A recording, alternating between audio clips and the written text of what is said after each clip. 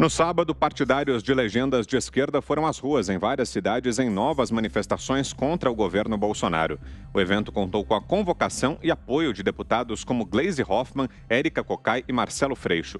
Lula não compareceu, mas Fernando Haddad, que substituiu o petista na última disputa à presidência da República, participou do ato em São Paulo. Chico Buarque, que também apoia o PT, esteve no protesto no Rio de Janeiro. Nas imagens, bandeiras de partidos políticos, centrais sindicais e muita aglomeração, situação bastante criticada pelos políticos presentes quando o alvo eram os atos em apoio ao presidente. Aqui em São Paulo, os manifestantes decidiram partir para a depredação. Agências bancárias foram destruídas no caminho do ato pró-Lula. Quem nos assiste vai ver aí as imagens dessas cenas de depredação. Relatos de ameaças também foram registrados. Aí as imagens da depredação para você. É o caso dessa enfermeira agora e vamos assistir.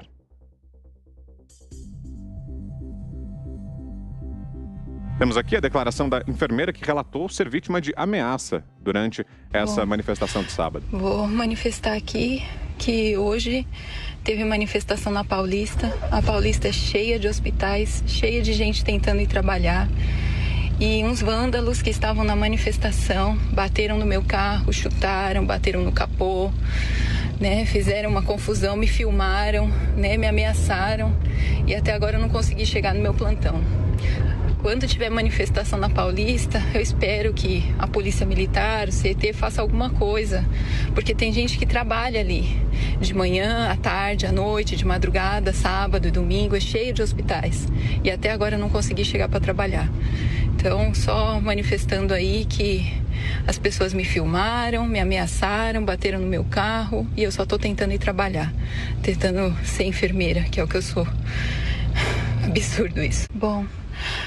Petistas ficaram empolgados com o ato. O deputado Paulo Pimenta, do Partido dos Trabalhadores, divulgou no Twitter uma imagem de um protesto que seria contra o presidente Jair Bolsonaro. Na foto é possível ver pessoas supostamente em Belo Horizonte. Contudo, o evento é uma manifestação anti-Temer e Cunha, ocorrida em 2016.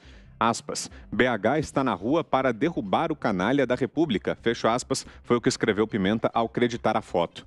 A gafe foi percebida por usuários. Depois das críticas, o parlamentar retirou a publicação das redes sociais. Os prints, porém, ficaram registrados e ainda estão em circulação. Após o ocorrido, Pimenta não explicou o que houve. Assim a gente abre então a nossa edição desta segunda-feira. Vamos direto a Brasília para a análise de José Maria Trindade a respeito desses atos de sábado. Salve Zé, boa noite. Pois é, muito boa noite, Vitor. Boa noite, compadre Augusto. Boa noite, Ana. Boa noite, Fiuza. Boa noite a todos. Casa boa, cheia, é isso aí. Olha, Vitor, aqui em Brasília, estas manifestações estão sendo colocadas por alguns partidos como se fosse uma manifestação suprapartidária. Isso para esconder esta hipocrisia de criticar quem vai para as ruas e depois eles mesmos que criticaram foram para as ruas, né? E olha, aglomeraram-se, não venho dizer que eu vou de máscara, isso aí é uma hipocrisia em cima de outra hipocrisia. É preciso dizer o seguinte, esse ajuntamento aí é resultado de um trabalho forte de organização, de setores organizados e não espontâneo, como a gente viu, por exemplo, na motociata, né? E isso aí está crescendo muito, esse tipo de apoio, né? Apoio de um lado, apoio de outro. Olha, o inédito é um ato de apoio a um presidente no exercício da função. Há um estresse natural do material, que se chama estresse do material, né? É que quando o governante está no poder, ele sofre ali as críticas dos que estão se sentindo prejudicados pela ação do próprio presidente da República, que veio para inovar, e aí é claro que aumenta a oposição. Mas olha, Vitor, o que a gente pode ver, pegando setor por setor, estado por estado, a gente não vê nenhuma novidade e nenhuma reclamação, e alguns dizem, eu acho que não se trata de eleitores do Lula. O próprio Lula não participou, mas sim eleitores de um setor que se acha prejudicado, que não gosta da imagem do presidente Jair Bolsonaro e que faz esse tipo de manifestação. Agora, quanta diferença, né? A gente vê a manifestação de paz, de familiares de um lado e de outras pessoas fazendo quebra-quebra, fazendo esse tipo, impedindo as pessoas de trabalhar. Eu tenho uma má vontade com qualquer tipo de manifestação que possa fechar ruas. A manifestação tem que ficar apenas no local onde foi programada a manifestação, senão acaba em transtorno para toda a cidade. E aí não é nem ato político nem antipolítico, é um ato em defesa da cidadania, o ato de ir e vir. Foi uma manifestação de tentativa de mostrar forças que não deu certo. Queremos ouvi-lo também, Guilherme Fiuza. Boa noite, Fiuza. Boa noite, Vitor Brown, José Maria Trindade, Ana Paula Henkel. Boa noite, mestre Augusto Nunes, e a você também. Começou bem a campanha do Lula com os dois valores mais caros a ele, que são a mentira e a destruição, né? Então, é um típico ato de inauguração da campanha do Lula. Quebra-quebra, né, que é um ótimo emblema da destruição provocada no país inteiro, sem precedentes, né, pelo Lula, pelo assalto, pela inépcia, tudo aquilo que a gente sabe, destruiu, levou o país à maior recessão da sua história, e é mentira. Né? O Lula é um 171, mentiroso, condenado. Né? Eles vivem desta indumentária progressista, de bondade, aí aparece o Chico Buarque, né? A poesia do Chico Buarque, você tem que fazer hoje um esforço muito grande, né, para separar, né, as boas fases e obras, né, compostas por ele, e aquilo ao qual ele passou a servir. Né, ele passou a servir ao oposto do que os seus clássicos trazem. Né, quer dizer, ele faz obsessivamente a lavagem, tenta fazer, né, a lavagem de reputação do Lula, né? Ele vai lá na porta da cadeia, onde o cara que roubou o povo, esse povo sofrido que aparece nas músicas do Chico Buarque, e a gente achava que não era um povo alegórico, que era o povo brasileiro, né? Mas na cabeça dele não parece, porque ele de fato tenta sancionar aquele que destruiu esse povo, traiu esse povo, né? Então, é isso, é uma situação ridícula, né? Em termos de afetação aí, de revolução, de reação democrática, tudo mentira, evidentemente que não se trata disso. Tivemos com direito ali a fake news do deputado petista, mas isso é inerente, né? Isso é essência, né? É você pegar uma foto de uma outra manifestação melhor do que aquela e colocar. Isso é o oxigênio deles, né? Assim, sem a mentira, eles não têm razão de viver, né? Agora, o interessante, Vitor, é ver que essa imprensa, outrora grande imprensa, viu a manifestação, né? Isso é muito interessante, porque a gente achava que aquelas lentes, aqueles olhos, né? Aquelas canetas, aqueles teclados não detectavam mais pessoas na rua. Né? Pelo menos foi o que a gente viu no dia 1º de maio de 2021, em que o país saiu aos milhões às ruas por liberdade e a imprensa não viu. Não viu. Isso é a nota mais tenebrosa, né, da contemporaneidade. Foi esse evento, né, da imprensa realmente assumindo que boa parte dela, né, que não faz mais o reflexo, o espelho, a análise da realidade. Ela cria uma realidade. Mas ela viu essa manifestação, aglomeração, tudo certo, aglomeração não tem problema nenhum. Qual era a distância? Não, aí já se esqueceu, né, do problema. Então é isso, é um bom ato inaugural, né, no sentido evidentemente contrário, né, com depredação, né? A gente viu esses políticos aí que estão convocando e tal, a gente lembra muito bem daqueles atos de 2013 para 2014 que acabavam em violência, estimulados aí muitas vezes por políticos que estão aí nesse movimento atual também, e houve não só muita destruição de patrimônio, como destruição de vidas, como a do cinegrafista Santiago Andrade, com o Rojão, né, exatamente como voltou a acontecer aí nessa manifestação. Então é isso, eles entendem de destruição fantasiados de progressistas. E você, Ana Paula Henkel, o que achou, Ana, de tudo que acompanhou dos protestos deste sábado aqui no Brasil? Seja bem-vinda, Ana, boa tarde. Boa noite para vocês aí no Brasil, Vitor, Zé, Fiuza, Mestre Augusto e nossa audiência maravilhosa.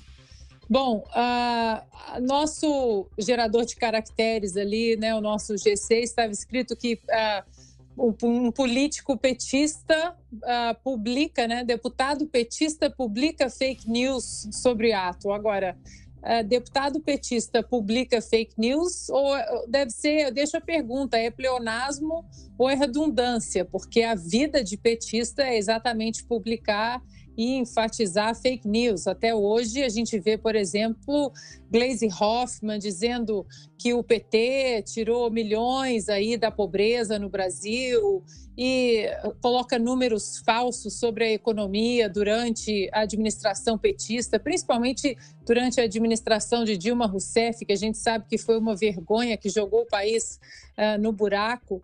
Então, isso aí é um pleonasmo a gente falar que petista publica fake news, porque o partido em si hoje é uma grande fake news. Agora, vou discordar em um ponto do Fiuza sobre a imprensa e que não viu as outras manifestações, né, a favor do presidente Jair Bolsonaro e desse governo, que agora, nessa manifestação, eles abriram os olhos.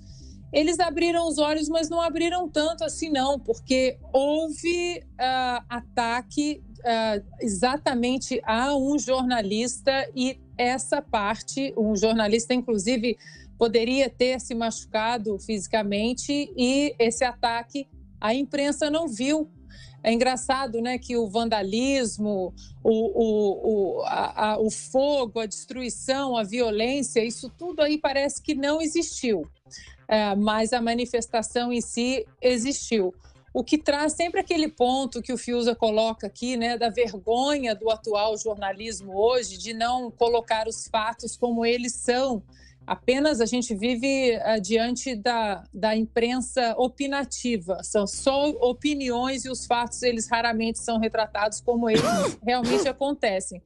E a gente não viu a imprensa retratar e dizer que um jornalista foi agredido nas manifestações. É como a gente viu aqui o ano passado, Vitor, naquelas manifestações, naqueles protestos violentos do Black Lives Matter, da Antifa, onde eles queimavam centros comerciais, onde eles queimavam lojas, estabelecimentos, e uma certa emissora americana tinha o seu repórter ali na frente, literalmente na frente de uma loja em chamas, e dizendo que os protestos eram basicamente pacíficos, com todo o fogo ali atrás queimando. E é o que a gente vê, muita distorção, muito revisionismo, infelizmente, e a verdade é que hoje em dia as redes sociais elas tomam conta, né? As pessoas participam de uma maneira muito mais ativa, tanto é que existe essa vontade impressionante de muitos governantes de tentar calar as redes sociais, de derrubar contas, porque a verdade ela circula exatamente ali. Então, agora eu vou finalizar o meu comentário, Vitor, jogando uma pergunta aí para o mestre Augusto, se por acaso ele sabe ali na lista da Odebrecht, né, de apelidos, qual era o apelido então aí do deputado Paulo Pimenta. Boa noite, Augusto. Vitor, boa noite, minha querida Ana Paula, meu irmão Fiuza, compadre Zé, boa noite a você que nos acompanha. Ana, o codinome é Montanha. Montanha, eu não sei em que se inspirou, mas ele é muito conhecido lá porque ele aparecia bastante no departamento de propinas. Era um cliente dos mais vorazes, né? Pois bem, o Paulo Pimenta publica um negócio desse e as agências de checagem tão zelosas, né, que enxergam fake news por toda parte, elas não põem, né, aquela tarja dizendo é falso, né, que tantas pessoas se mobilizarem em Belo Horizonte. Essa foto aqui é de tal época, tal ano, e tinha outro objetivo, essa manifestação, etc, etc. Então, as agências de checagem, nós não precisamos nos preocupar com elas porque elas se desmoralizam sozinhas. elas não conseguem enxergar com o olho esquerdo. Elas não veem nada acontecendo à esquerda. Então, lá tudo bem. Ele se equivocou. Agora, outras publicações, outros comentaristas, outros veículos que apresentam um ponto de vista diferente do oficial, que é o deles, esses mentem. Esses divulgam fake news, difundem fake news. Então é isso, o que a agência de checagem. Não conseguem falar do Montanha. Aliás, ele deve ser identificado assim, não é? É como todo bandido. Paulo Pimenta, vulgo Montanha. É assim que ele é conhecido. Olha, o jornalismo brasileiro, profissional, o jornalismo independente, ele é muito jovem e já está morrendo. O jornalismo profissional surgiu no Brasil nos anos 60 com a editora Abril, que publicava a revista Realidade, depois a Veja, e com o Jornal da Tarde, né, que o Estadão também foi se modernizando. Aí o Jornal do Brasil fez uma reforma e adotou uma linha editorial independente, e os jornalistas começaram a ter um único emprego. Até então eles trabalhavam até em jornais concorrentes. Acabou aquela história que eu acho sórdida, né, que os velhos jornalistas contavam como piada, que é do editorialista conversando com o dono, e o dono pediu um editorial sobre Deus, e ele pergunta, né, o editorial, contra ou a favor? Isso acabou. Os jornais passaram a adotar uma linha no editorial mais coerente e um noticiário isento, noticiário que publica fatos, o que acontece. Isso nos anos 60, repito. Até então, todo órgão de imprensa era ligado a algum partido, a alguma entidade, a algum governo, né? E seguiam e faziam com que o noticiário justificasse o editorial. Eles estavam a serviço do editorial e, portanto, mentiam deliberadamente sobre tudo. Para se ter uma ideia do que era o jornalismo, nas eleições de 1950, o Getúlio Vargas, que era o candidato que seria o vitorioso, foi acompanhado por um único jornalista, o Samuel Weiner, que não representa, por acaso ele trabalhava nos Diários Associados, mas ele foi muito mais como um freelancer. Todos os outros jornais cobriam apenas a candidatura, a campanha do brigadeiro Eduardo Gomes.